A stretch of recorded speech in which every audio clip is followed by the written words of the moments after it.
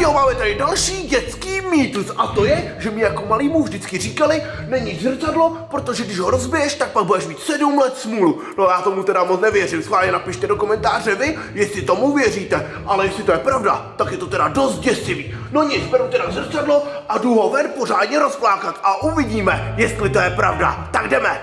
Tak, jak vidíte, jsem tady připravený, vzal jsem si tuhle palici, ochranný brýlečky, jsem vybavený, správný profíček, humíček a jdeme, jo, počkat, tohle hlavně nezkoušejte doma, tak jo, raz, 2, 3,